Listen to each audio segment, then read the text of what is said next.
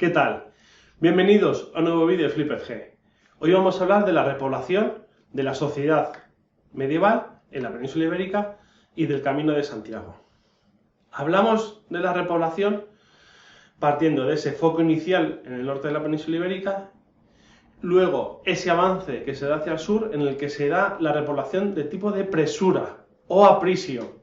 ¿Esto qué quiere decir? Nada, muy sencillo, era quien llegaba a una zona que no estaba habitada y se establecía ahí, se quedaba con esa porción de tierra, con esos territorios.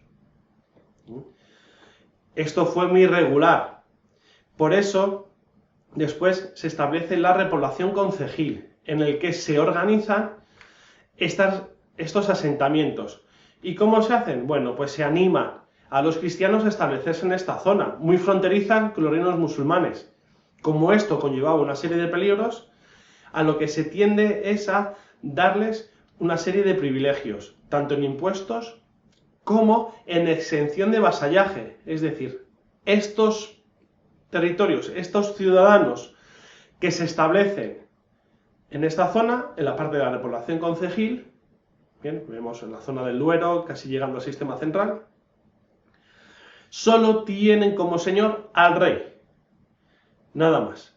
Pero no solo son los campesinos los que se establecen, sino que también se van estableciendo órdenes religiosas, también hay nobles que se establecen en esta zona, ¿de acuerdo? Toda la sociedad va partiendo en distintas formas hacia ese modelo.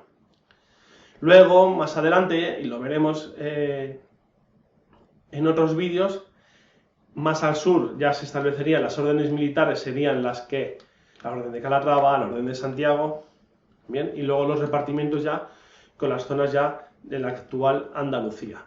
Pero como digo, eso ya será más adelante.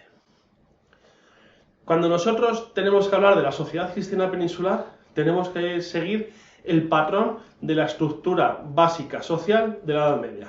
Un grupo privilegiado y un grupo no privilegiado. Grupo privilegiado, alta nobleza. Bien, los nobles estaban con un feudo asentados a la tierra. Baja nobleza. Bien, bueno, pues ya lo hemos visto. Esos caballeros que son vasallos de un señor, etc. Y luego, en la parte del clero, el alto clero, los obispos, arzobispos y los abades. ¿Grupos no privilegiados? Bueno, los campesinos, bien, los habitantes de la ciudad, los burgueses, ya hablaremos de ellos, y también, de acuerdo, de esta baja nobleza, también tenemos ese bajo clero, bien, los sacerdotes. Y llegamos a la formación de las lenguas romances. Como tenemos aquí, en este GIF, vemos el avance de estas lenguas. Pero claro, ¿de dónde vienen? Bueno, vienen del latín. Eso, las lenguas romances vienen del latín.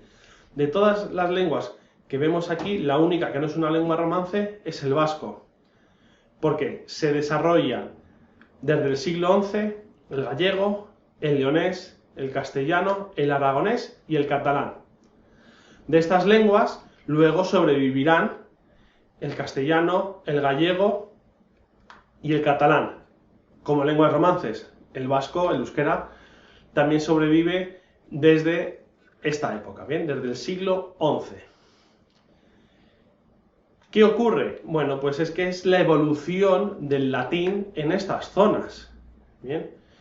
Por eso compartimos palabras, compartimos expresiones, compartimos lexemas, pero igual que luego surgen los dialectos, esa derivación del latín en cada zona va desarrollando.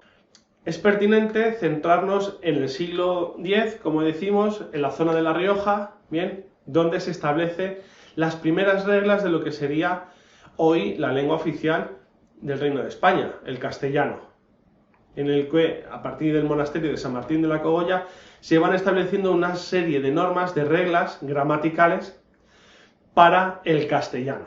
A partir del siglo IX se empieza a dar la leyenda o esa tradición oral de que los restos del apóstol Santiago, después de haber hecho distintas apariciones en la península ibérica, como por ejemplo la de Zaragoza, la del Pilar, ¿bien?, se establecen en Santiago de Compostela.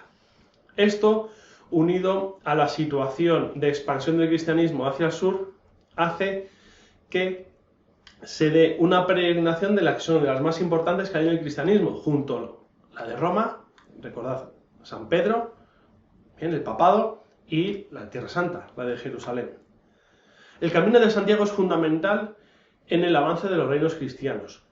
¿Por qué? Porque nos traen todas esas innovaciones que se iban dando en el resto de Europa. Como vemos en el mapa, hay multitud de caminos que acaban en Roncesvalles y que de ahí surgen por todo el norte peninsular, ya sea el camino francés, el camino del norte, etc. Y todas llevan a Santiago de Compostela.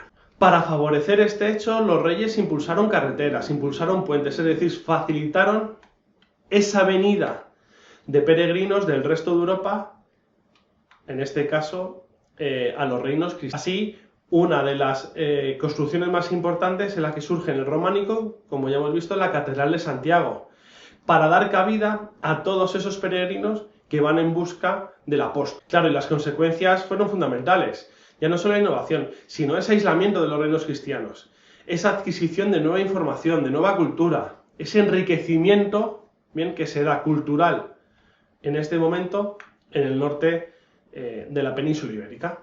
Y nada más. Muchas gracias. Un saludo y hasta la próxima.